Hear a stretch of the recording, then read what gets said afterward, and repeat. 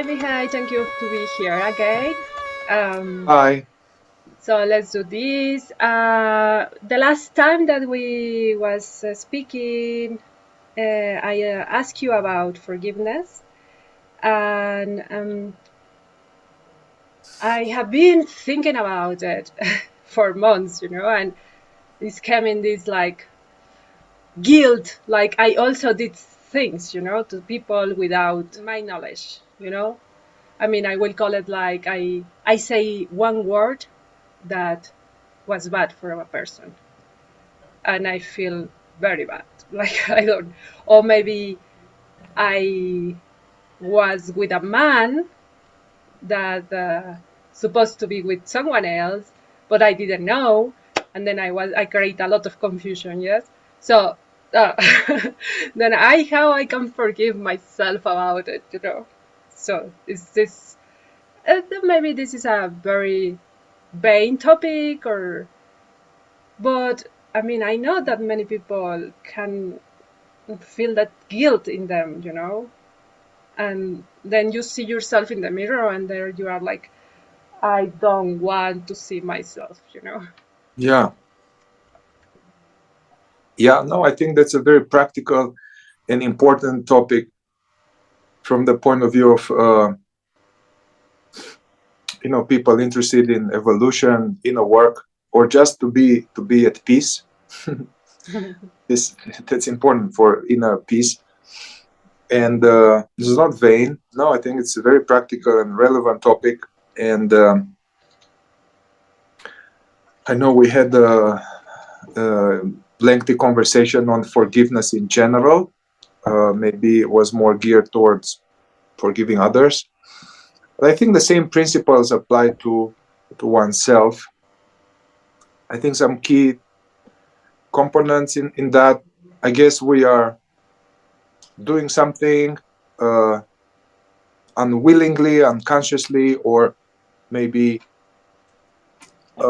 we are doing it intentionally, but we are coming out of a reaction or feeling hurt or revenge or some type of emotion, and then we engage in some action that has a negative impact on someone else. Yeah, it's hurting them.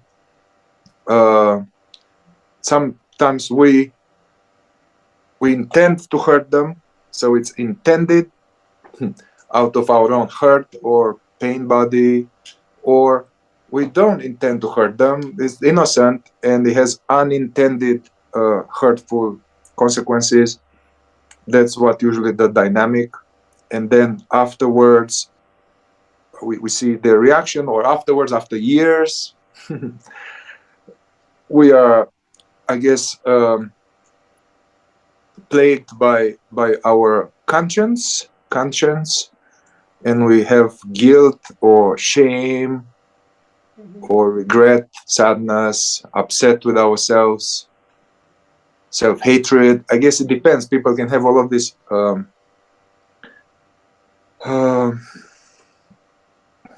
And so what to do, huh? What to do? Well, I think that, like you mentioned, somebody can say, well, just forgive yourself. Just forgive yourself and move on. Just forgive yourself, move on, and be in the here and now. Yeah, I don't think this works so much, because this is more like the conscious mind is saying this, but I have a whole emotional and subconscious thoughts, or even conscious thoughts of like, how can you do this? Look at you ruin her life. This kind of, these are strong thoughts, charged thoughts, and all of these feelings. So yeah, I wouldn't. As I said in the previous video about forgiveness, I think forgiveness is a result of previous other work, of previous of uncovering all our feelings about the subject and experiencing consciously, feeling consciously all our emotions about the subject and all our thoughts about the subject, to bring them to the light, to unpack them. ideally in a somatic way, meaning not just talking psychologically, but kind of going inside and feeling, oh wow, it's like heavy heart here about this person that I told them this like 27 years ago. And I realized that I have a heavy heart and I cannot sleep. Okay, what does it say in the heavy heart? It says, how can you do this? How can you do this? There's like it's like strong thought. So trying to be aware of what are the story that my mind is telling me. How can you do this? Okay, what do I feel? I feel sad. Okay, trying to allow this sadness. I want to feel this sadness now. There's some reason for this sadness. As they say, if you want to heal, you need to feel. I feel the sadness. Okay, yeah, it's sad. What does the sadness say? You hurt them. You hurt them. How can you do this? Okay, feel this sadness. Witness this thought. There's guilt. There's shame. So unpacking the whole thing. You know, this thing you say, well, just forgive yourself, move on. It's like try not to feel all of this and just saying this like some Christian program, which doesn't work. Like true forgiveness doesn't just work. Hey, I'll forgive you, because as we talked in the last video, I can say this. Yeah, I'm willing to forgive myself. Yeah, yeah.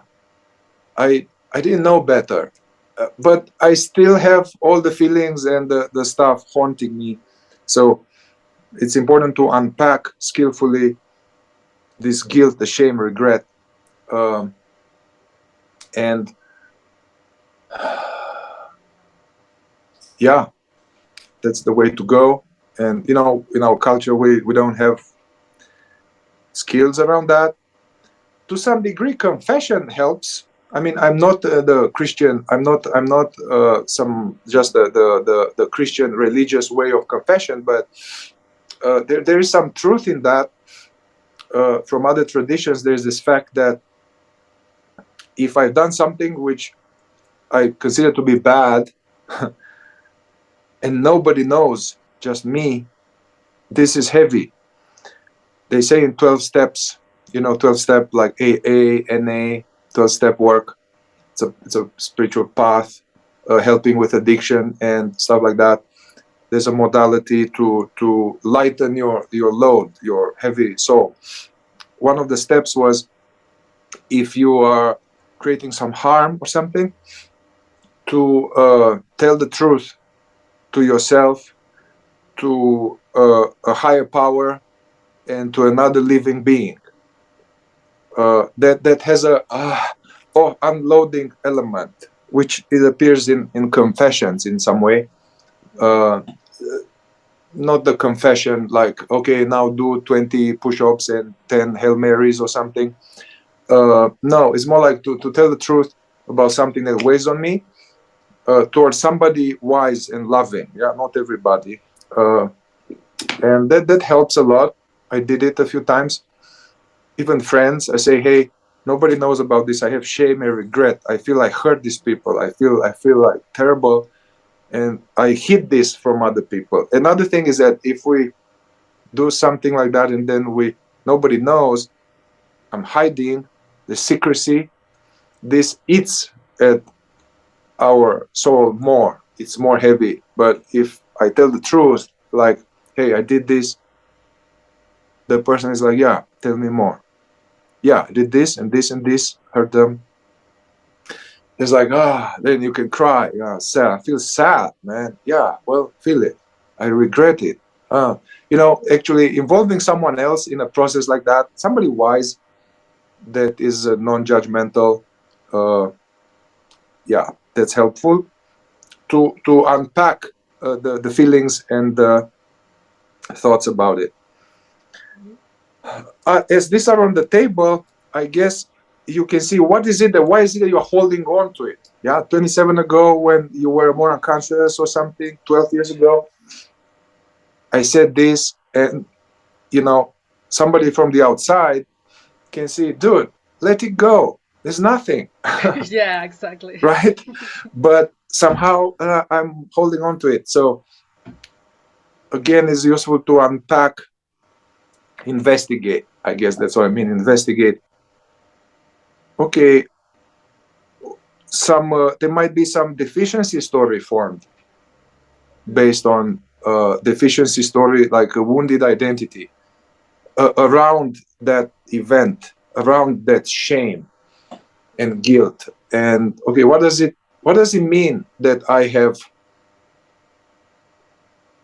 cheated on my girlfriend and I slept with 3 of her friends? What does it mean about me? I'm a piece of shit. I'm worthless. I deserve to be punished. I'm awful person, you know. So these thoughts, they need to be made conscious. And you know, as you know, I mean, most people, we believe our thoughts. We believe our thoughts, and we believe this thought is me. And when we are in this state, then it's not much we can do, you know. But as we are more aware that the thoughts are like on TV and they are not me, they are not real, then I can investigate this thought. What does it mean about me? I don't deserve to be ever happy. Wow, okay, that's it, heavy, you know, might be in the back of the mind. I deserve to suffer. I know I work with people, as you know, and people have, you know, if you dig a little deeper under guilt and shame, I deserve to suffer. I deserve this disease. I deserve, you know, some kind of self-punishment or something. So investigating these thoughts, there's some utility to these thoughts. Can I say something? There's just, yes. I'm just yeah, but okay, it's true. I mean, you are speaking from a specific cultural feminine dominance. I don't know, from a place where, I mean, what if when you act and did that things, you was acting from your essence? I mean, it's not any problem to do these kind of things, you know? But the society gives you all the guilt about it. Yes? So, but then you go inside the system again and you go with the society and you place yourself in the shoes of this person and then you feel guilty about something that you're supposed not to feel guilty. So it's like super confused, you know? Yeah. I mean, I don't know if you catch that. Yeah, you bring another dimension here. Yeah, sure. We can go into it. I mean, for the viewers, this you were saying about this feminine dominance, I guess, so because it's a specialized term from the fourth way, feminine dominance is some kind of societal code of what is right and what you shouldn't do, what you should do and what you shouldn't do, right? That's how we are expected to be in the eyes of a current society. And 200 years ago was different program. 1,000 years ago, different program. 50 years from now, different program. So, okay. No, and okay. I'm sorry, and also like Muslim have different programs that maybe a Catholic or maybe an Indian, maybe, yes, even now. Yeah. Okay. So then you can have that guilt. I was talking more like this so-called conscience. Conscience. I guess conscience is like an emotional understanding of right or wrong in connection to some universal compass. It's not feminine dominance. It's more like my heart hurts me because I know it's not right that I hurt my girlfriend sleeping with her friends. So it's kind of coming from conscience, meaning from some deep down within our soul, we know that we are one. And so if I treat, I need to treat, I mean, that if I hurt somebody, I hurt myself. And so this is some kind of healthy guilt / regret, conscience. Where you are talking about, okay, I'm deeply conditioned by, you know, whatever in a culture. And so let's say I'm Indian, and then I fall in love with an African American one, and I want to marry. And all my family is like, oh, you can't do this. This is wrong. You are going against our ancestors. The ancestors will be upset with you because you are marrying this African American. You should marry only an Indian. And then the young lady is like, oh yeah, then feeling guilt, you know. Yeah, so this is kind of this conditioning, and this is harder because basically the people's let's say inner seeing is veiled by this conditioning, and we're believing a bunch of lies, uh, and it's harder, I guess, to deal with it, because now you need to investigate. You need to go to a therapist or somewhere where they say, hey, listen, this is the cultural conditioning, and it's a limitation from one angle, you know. So there are things like that. I mean, but what I just... Okay, well, I don't quite see it like that.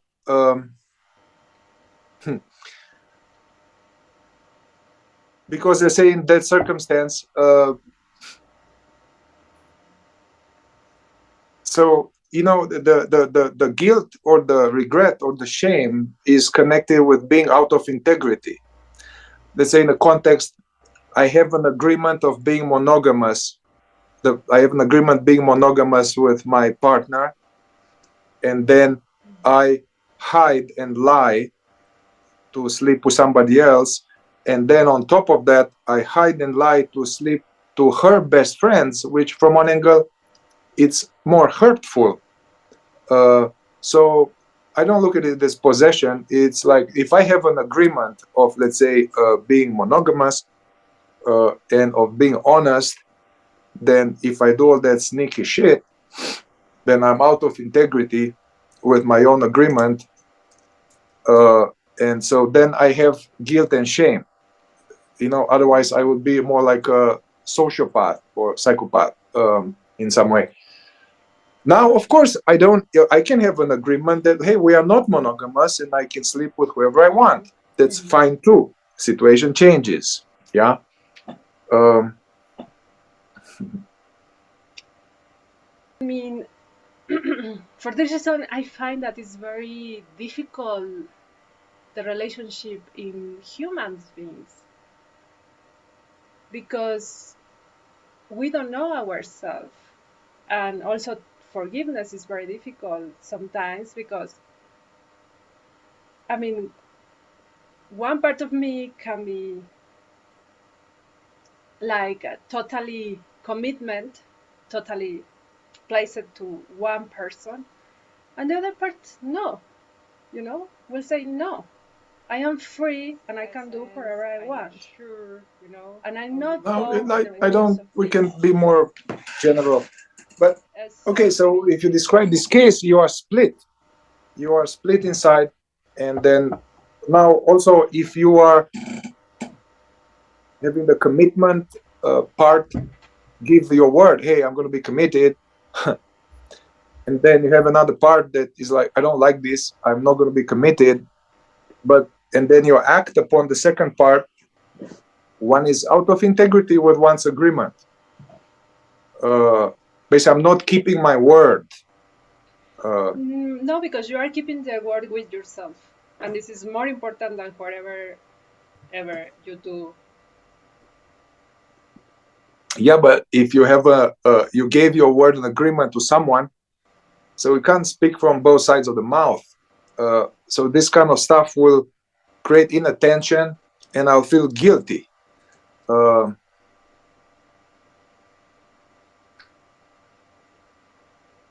you know, all religions, different, many religions and many spiritual pathways, they have some common, some ethics, some ethics that became the so-called 10 Commandments or different rules of conduct. Let's say where the master, the sage, meets with God and gets the path that will help one to come to inner peace and closer to God, let's say, however we put it. And these are the rules. Yeah, these are, the way I look at it, these are higher teaching that is given to the masses to, when they are, to help them to not suffer too much while they are asleep. If we are more asleep and unconscious, we need, I mean, we are offered rules that are strict. Don't steal, don't cheat, don't kill. Okay, now the more conscious we are, we don't need these rules because we would naturally do that. The more conscious and, let's say, awake or evolved you are, one will not want to lie and to steal and cheat and kill because it will feel wrong. It just doesn't, it will feel wrong, and because that treat others, because the more awake we are, the more we see that everything is me. So, you know, even like Jesus or in other spiritual traditions, they speak about treat others how you want to be treated. This is like a rule, but the more awake you are, this is like normal, you know, treating others as you want to be treated, you know. Also, the more awake we are, the rules are not so strict. It's a circumstantial ethics. It's not like always don't steal and don't kill. For example, one of my teachers was speaking about, like, let's say you live in Germany and then some Nazi officer come to you during the Second World War and is asking you, do you know of any Jews here? And then you have a lot of Jews friends, and then they are hidden somewhere. And you say, no, I don't know. Sorry, I don't know any Jews here. Okay, so I lied. Okay, but I lied because out of love and care and friendship. So this is not a sin, let's say. It's not a problem. Yeah, so it's circumstantial. It said you should not lie. Yeah, but in this case, you need to lie. Or let's say, don't kill. But let's say some terrorist kidnaps 37 kids and is going to shoot one every 1 hour because unless something, they get some money or something. And then there is like a devout Christian special forces sniper and has the sights on the terrorist, and it says thou shalt not kill. But no, the right thing to do is to kill that guy, you know. So, you know, it's situational ethics.